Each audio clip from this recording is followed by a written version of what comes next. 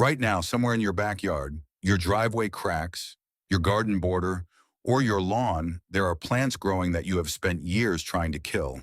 You have pulled them, sprayed them, and smothered them with mulch, yet every single spring they come back. What if I told you those plants are more nutritious than anything currently growing in your raised beds? What if the thing you have been destroying is worth more than the thing you have been carefully tending?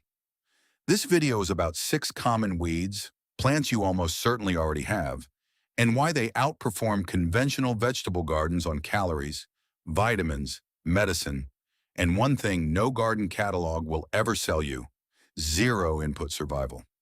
These are plants that cost nothing, need nothing, and return every year whether you want them to or not.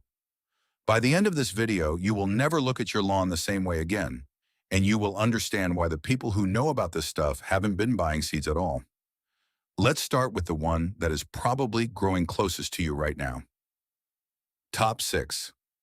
Dandelion. The plant you have been poisoning is actually more nutritious than kale. Before the herbicide industry convinced an entire generation that a perfect lawn was the goal, the dandelion was considered a valuable crop. European settlers brought it to North America deliberately. They planted it on purpose. Let that sit for a second. A plant that now gets Roundup sprayed on it every spring was once carefully transported across an ocean as a vital food source. Here is why. 100 grams of dandelion greens, just a handful, contains 558% of your daily recommended vitamin K. It has more beta-carotene than a carrot and more calcium per calorie than a glass of milk. Every single part of the plant is edible.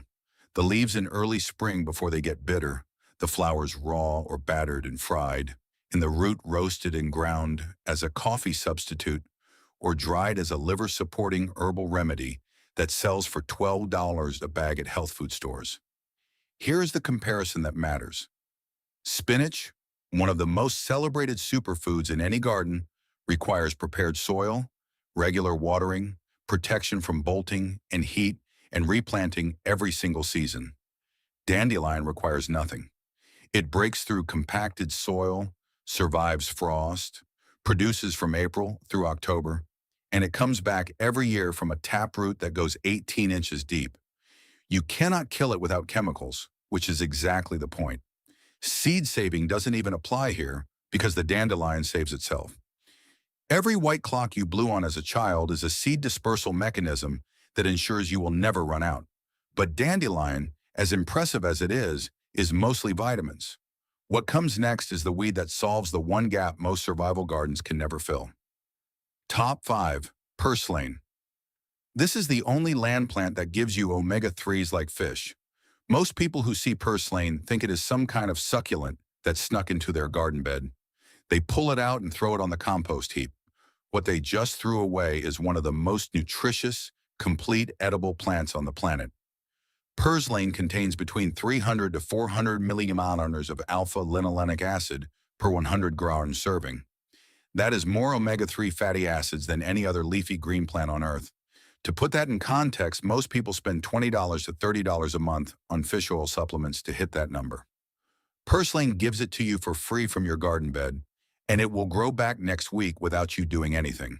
But here is what makes purslane genuinely remarkable for food security. It is a C4 photosynthesis plant, which means it thrives in conditions that kill conventional vegetables.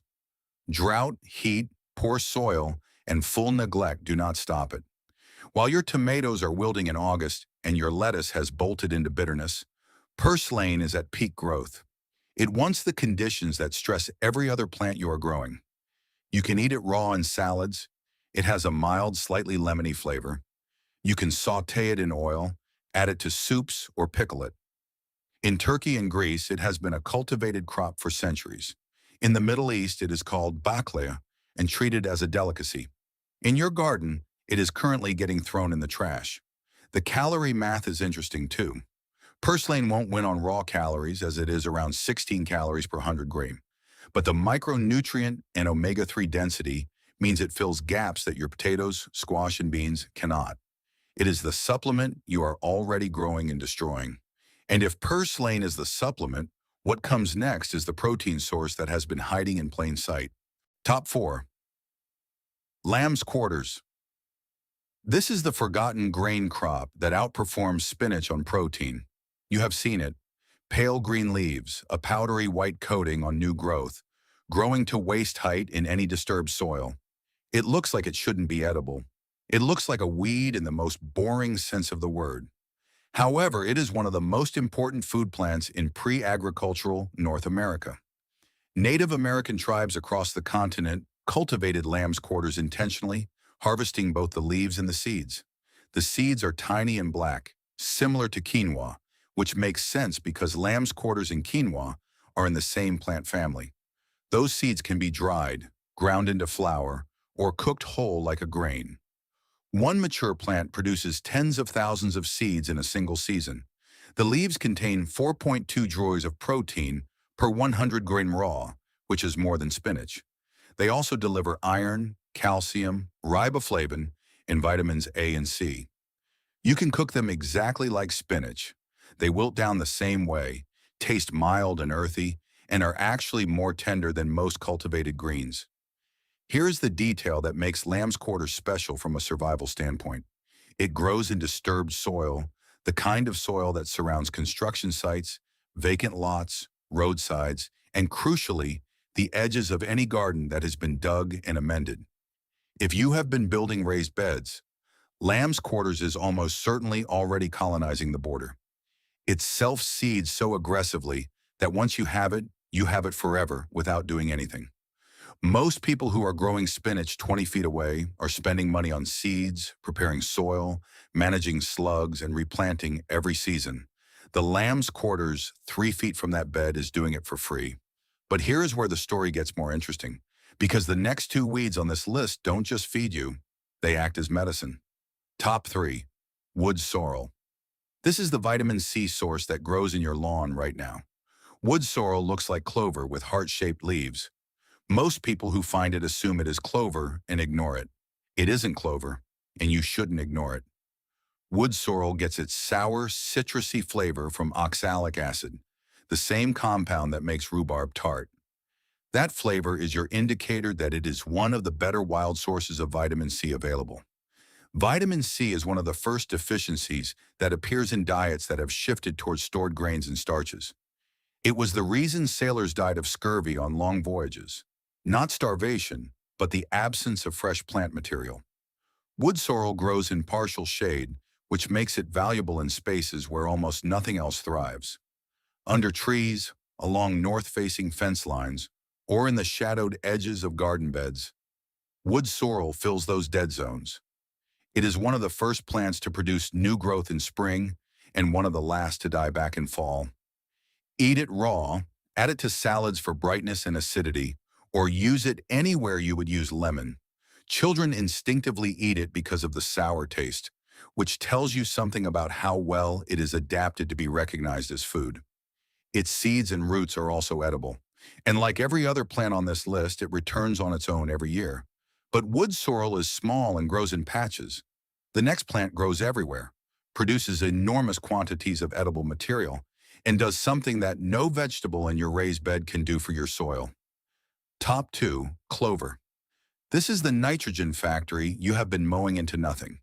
Red clover and white clover are nitrogen-fixing legumes. This means their root systems host bacteria that pull nitrogen directly from the atmosphere and deposit it into the soil.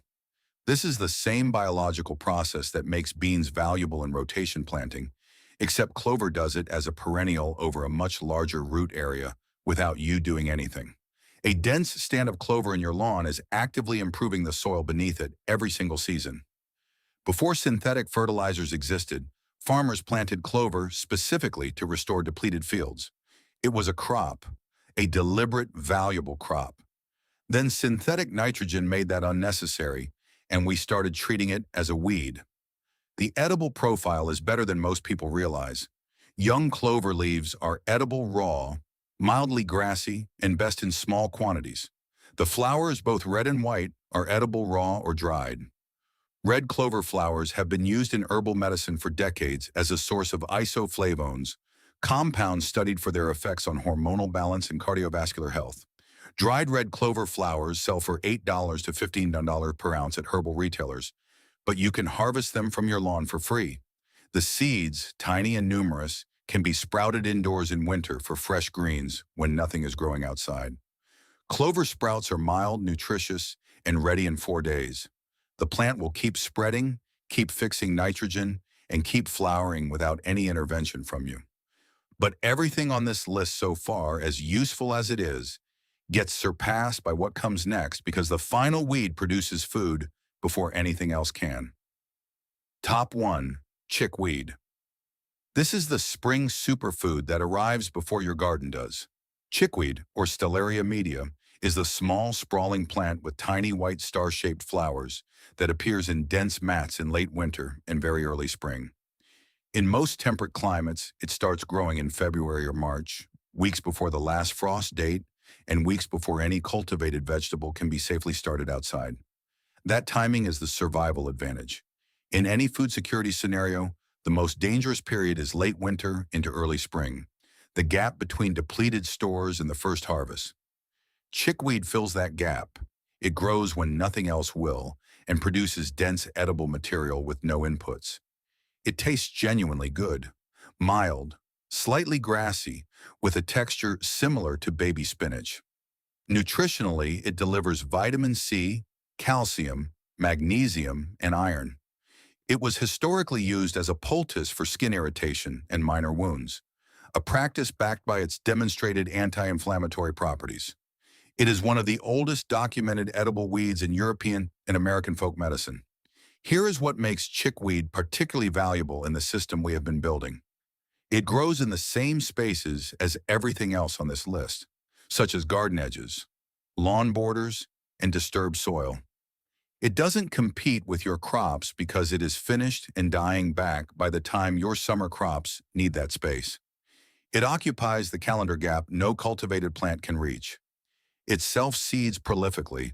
One plant produces 800 seeds that can remain viable in soil for up to 10 years. Once chickweed finds your garden, it is part of your garden permanently, providing fresh greens every late winter for the rest of the time you grow food on that land. Now step back and look at what we actually have here. 6 plants. Not one of them costs money. Not one of them requires seeds from a catalog, prepared soil, irrigation infrastructure, or any growing knowledge beyond being able to recognize them. Combined, they deliver omega-3, vitamin C, protein, calcium, iron, nitrogen fertility, early spring greens, summer abundance, and medicine. The average American household spends over $500 a year on lawn care. A meaningful portion of that money goes toward killing exactly these plants. We are paying to destroy a free food system that has been trying to establish itself in our yards for decades. And the deeper irony is this: the food system we are protecting our lawns to look acceptable for, the grocery store supply chain, the seed catalogs, the fertilizer inputs, is the fragile one. It is the one that can fail. The weeds are the resilient ones. They have survived every ice age, every drought, every agricultural revolution, and they will survive whatever comes next. The question isn't whether these plants can feed you. They already can. The question is whether you will let them. If you have been building out a garden this season, the next thing worth understanding is which cultivated crops actually complement what these weeds are already doing, the ones that fill the calorie and storage gaps without duplicating what is already growing wild. If this story changes how you look at the weeds in your garden, please subscribe and like the channel. We are uncovering the history and the survival secrets that they have tried to bury. Let's grow a more resilient future together. The next treasure of the earth will be revealed soon.